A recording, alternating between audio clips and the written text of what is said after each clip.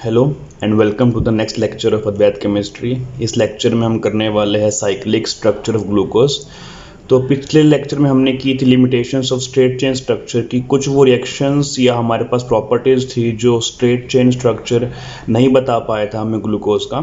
तो उसके लिए हम करने वाले हैं साइक्लिक स्ट्रक्चर ऑफ ग्लूकोज। तो पहले हम समझेंगे कि साइक्लिक स्ट्रक्चर बनाते कैसे हैं स्ट्रेट चेन से। तो हम ये जानते हैं कि जब हमारे पास कोई रिंग बनती है तो रिंग बनने में दो रिंग हमारे पास स्टेबल होती है। एक होती है 5 मेंबर्ड रिंग और एक होती है हमारे पास 6 मेंबर्ड रिंग।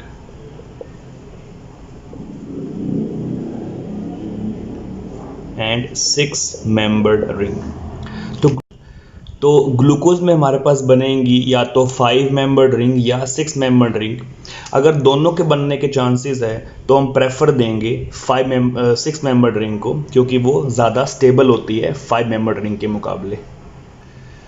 तो जैसा कि आप अपनी स्क्रीन पर देख पा रहे हैं, मैंने यहाँ पे स्ट्रक्चर ड्रॉ किया है डी ग्लूकोज का। तो हम अभी स्ट्रेट चेन से बनाएंगे एक साइक्लिक स्ट्रक्चर। तो अब हम इस चेन को टिल्ट करने वाले हैं 90 degree to the right hand side. जैसे मान लीजिए कि ये चेन इस तरह से प्रेजेंट है, तो मैं इस चेन को इस तरह टिल्ट कर दूंगा लाइक दिस। तो वर्टिकल से इसे हम चेंज करेंगे हॉरिजॉन्टल में इस तरह से। तो जैसा कि आप देख पा रहे हैं, मैंने इस चेन को राइट हैंड साइड पे 90 डिग्री पे टिल्ट कर दिया है। अब हम क्या करेंगे, अब हम इस रिंग को कर्ल करने वाले हैं, यानी कि ये रिंग इस तरह से हमारे पास प्रेजेंट है। तो जैसे हम एक बुक बंद करते हैं वैसे ही मैं इस चेन को इस तरह से बंद कर दूंगा, यानी कि ऐसे है ये हॉरिजॉन्टली, इसे मैं इस तरह से बंद करूंगा। तो जब बंद करूंगा मैं, तो जो हमारे पास ये लोन पेयर है ऑन द 5th कार्बन, ये ऑक्सीजन के लोन पेयर इस कार्बोनिल कार्बन पे अटैक करेंगे और यहाँ से इस बॉन्ड को ब्रेक कर देंगे। तो यहाँ से हमारे पास रिंग बनने वाली है जो कि इस तरह से क्लोज होगी, यानी कि लाइक दैट। तो जैसे कि आप देख पा रहे हैं, क्लोज करने के बाद एक रिंग बनी हमारे पास यहाँ पे है। अब जो यहाँ पे होगा हमारे पास प्रोटॉन ट्रांसफर, तो that oxygen will take the H and that wall will break like that. So this bond is broken, so we get this structure now like that.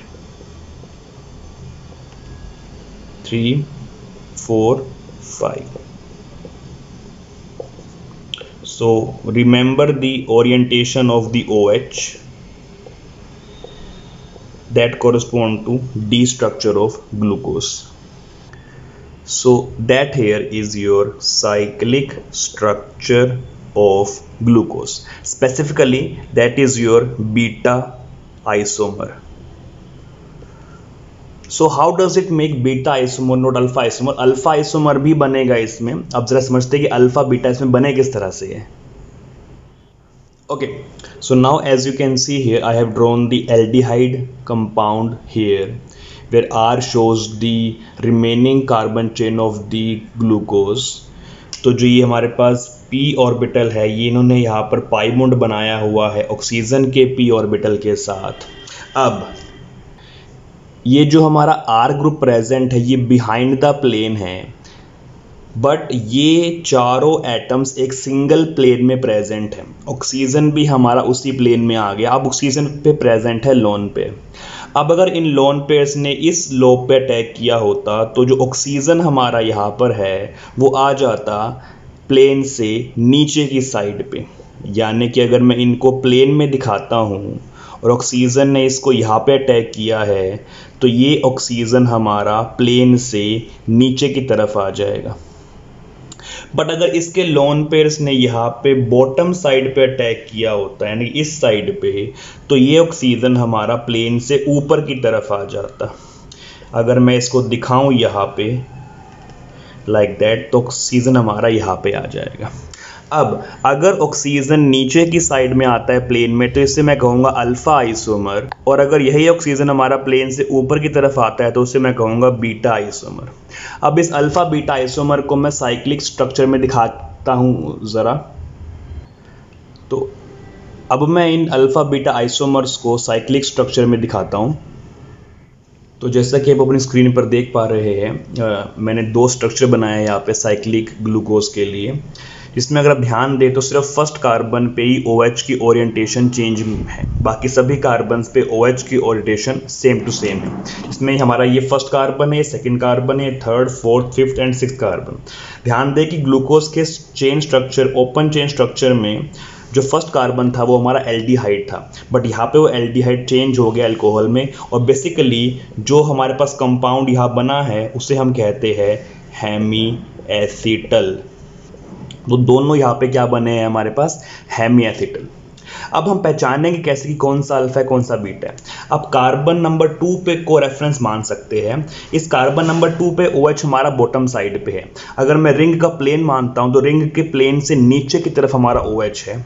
अब इस स्ट्रक्चर में देखिए, अगर OH फर्स्ट कार्बन पे नीचे की side पे है तो ये अल्फा स्ट्रक्चर हमारा हुआ, और अगर इसी स्ट्रक्चर में देखता हूं मैं यहाँ पे तो इसमें OH ऊपर की साइड पे, तो ये हमारा बीटा आइसोमर हुआ। तो OH को रेफरेंस मानना है सेकंड कार्बन पे, इसमें OH रिंग के प्लेन से नीचे की तरफ है।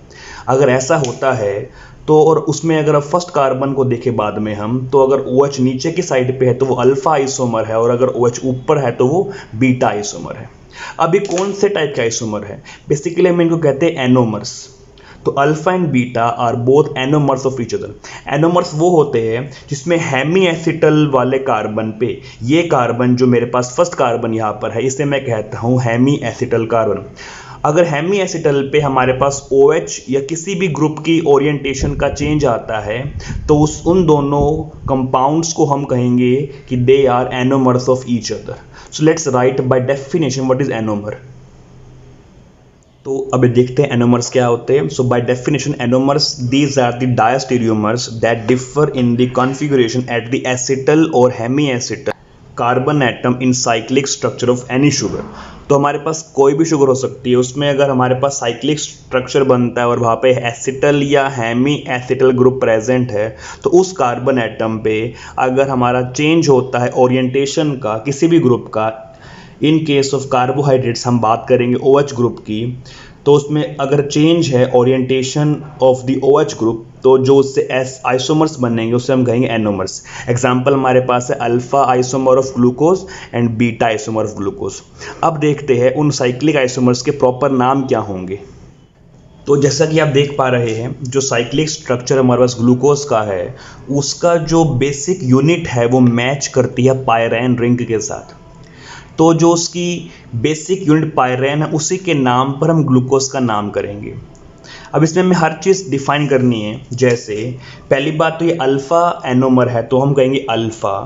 दूसरी बात ये डी ग्लूकोज से बना था तो ये इसे डी कहेंगे, तो अल्फ़ा डी। क्योंकि ये बना ग्लूकोज से तो इसको हम ग्लूको देंगे नाम, तो ग्लूको। इसमें बेसिक यूनिट पायरेन है तो पायरेन हमारे पास लिखा जाएगा। अब क्योंकि ये शुगर है और शुगर के लिए हम यूज़ करते हैं वर्ड ओज का, तो एंड में लगा देंगे ओज। So that will be its complete name alpha D glucopyranose. और अगर यही हमारे पास आती है बीटा आइसोमर तो उसे हम नाम देंगे बीटा डी ग्लूको पायरेनोस। तो इसमें हर चीज़ डिफाइन है कि हमारे पास किस तरह का साइक्लिक स्ट्रक्चर प्रेजेंट है ग्लूकोज का। अब ज़रा एक लास्ट में ट्रिक देख लेते हैं कि चेन स्ट्रक्चर से अगर मुझे डायरेक्टली साइक्लिक बनाना हो तो उसकी ट्रिक क्या होगी। तो जैसा कि आप देख पा रहे हैं मैंने यहाँ पे बनाया है straight chain structure of D glucose only. तो अब मैं ज़रा इससे बनाऊंगा एक बार अल्फ़ा या बीटा डी ग्लूकोज। तो अब ट्रिक क्या है, तो पहले तो आप एक रिंग बना ले जो कि मैच करती हो पायरेन से इस तरह से। क्लियर। अब कार्बन्स के नंबर ध्यान रखें, ये कार्बन नंबर 1 था, ये कार्बन नंबर 2 है, carbon number 3, carbon number 4, carbon number 5। इसमें ये कार्बन 1 है, कार्बन 2, कार्बन 3, कार्बन 4, कार्बन 5। तो कार्बन 5 और कार्बन 1 में हमारे पास ऑक्साइड का लिंकेज है। अब कार्बन नंबर 5 पे अगर मैं डी ग्लूकोज की बात करता हूं तो जो CH2OH है वो हमेशा ऊपर की तरफ आएगा। तो ये पहचान है साइक्लिक स्ट्रक्चर में डी होने की कि CH2OH प्लेन से ऊपर की तरफ आएगा।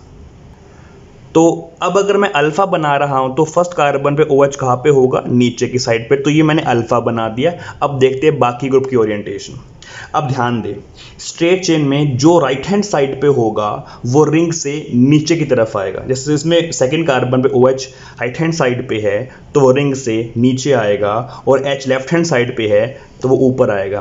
तो इसी बात को ध्यान रखते हुए थर्ड कार्बन में H नीचे आएगा, OH ऊपर आएगा, फोर्थ कार्बन में OH नीचे आएगा और H ऊपर आएगा। तो ये हुआ हमारा अल्फा स्ट्रक्चर ऑफ ग्लूकोपाइरेनोस। ऐसे ही हम बना सकते हैं बीटा स्ट्रक्चर भी। तो हम ये बात जानते हैं कि 6 मेंबर्ड रिंग है अगर हमारे पास, और उसकी जो अगर हम कॉन्फॉर्मेशन चेक करते हैं, कॉन्फॉर्मेशंस हमने पढ़ी थी क्लास 11th के GOC चैप्टर में, तो वहाँ पर हमने ये देखा था कि 6 मेंबर्ड रिंग में चेयर फॉर्म स्टेबल होती है। और ये बात ध्यान रखें कि जो ग्लूकोज की हमारे पास रिंग स्ट्रक्चर बनता है उसमें भी ग्लूकोज चेयर फॉर्म में ज़्यादा स्टेबल रहता है। तो अब ज़रा एक बार ये देखते हैं कि हम चेयर फॉर्म में कैसे रिप्रेजेंट कर सकते हैं साइक्लिक स्ट्रक्चर ऑफ ग्लूकोज को। तो अब हम ज़रा देखते हैं कि साइक्लिक स्ट्रक्चर ऑफ ग्लूकोज को हम चेयर फॉर्म में किस तरह रिप्रेजेंट कर सकते हैं। तो मैंने यहाँ पर बनाया है अल्फा डी ग्लूकोपाइरेनोस का स्ट्रक्चर, इसे हम कन्वर्ट करेंगे चेयर स्ट्रक्चर में। तो लेट्स डू दैट। तो ये मैंने बनाया यहाँ पे चेयर स्ट्रक्चर। अब हमें यहाँ पे एटम्स को प्लेस करना है। तो यहाँ पर मैं ट्रेसिंग कर रहा हूँ, तो यहाँ पे ये हमारा ऑक्सीजन आ गया और यहाँ पे हमारा कार्बन आ जाएगा। अब यहाँ पे OH हमारा एक्सियल है और H हमारा इक्वेटोरियल प्रेजेंट है यहाँ पे। तो ये फर्स्ट कार्बन हो गया। ध्यान दें कि चेयर स्ट्रक्चर में हमारे पास दो तरह के एटम्स होते हैं, दो तरह के बॉन्ड्स बनते हैं, एक्सियल एंड इक्वेटोरियल, जिससे हमारे पास जो स्पेसिंग है बिटवीन एटम्स वो डिस्क्राइब होती है और उससे हमारे पास स्टेबिलिटी भी बनती है। तो अब इस केस में H हमारा एक्सियल रहेगा, OH हमारा इक्वेटोरियल रहेगा। ये हमारा सेकंड कार्बन हो गया, ये थर्ड कार्बन, ये फोर्थ, ये फिफ्थ। अब फिफ्थ कार्बन पे तो हम जानते हैं CH2H ऊपर की तरफ होता है, इसे हम बाद में ड्रॉ करते हैं। अब हम चलते हैं सीक्वेंस वाइज। अब ये एक्सियल था, इक्वेटोरियल, अब देन फिर से वो क्या आ जाएगा हमारे पास, अगेन एक्सियल। तो H हमारा यहाँ पे एंड OH हमारा इस साइड पे ऊपर की तरफ। देन फोर्थ कार्बन पे OH नीचे होता है और H हमारा कहाँ होता है, ऊपर की तरफ। देन CH2OH हमारा ऊपर की तरफ होगा यहाँ पे और H हमारा कहाँ होगा, नीचे की तरफ। तो ये बना हमारे पास chair structure of alpha D glucopyranose. इसको बीटा बनाना हो तो बस OH की ओरिएंटेशन को हम यहाँ पे चेंज कर देंगे। तो ये हुआ हमारा साइक्लिक स्ट्रक्चर चेयर फॉर्म में। अब हम समझते हैं कि वो रिएक्शंस जो हमारा ओपन चेन स्ट्रक्चर नहीं समझा पा रहा था, साइक्लिक स्ट्रक्चर उसे कैसे समझाता है। तो वो कौन सी रिएक्शंस थी जो ओपन चेन स्ट्रक्चर में नहीं समझा पा रहा था। तो मैं अगर रेफ़र करूँ तो काइंडली आप पिछली वीडियो देखें, तो वहाँ से आपको आइडिया हो कि वो कौन सी रिएक्शंस थी। कि इस वीडियो में मैं डायरेक्टली बताऊँगा कि वो रिएक्शंस ये शो क्यों नहीं कर रहा है। ओके, तो पहले हमारी रिएक्शंस होती थी विद दी NaHSO3।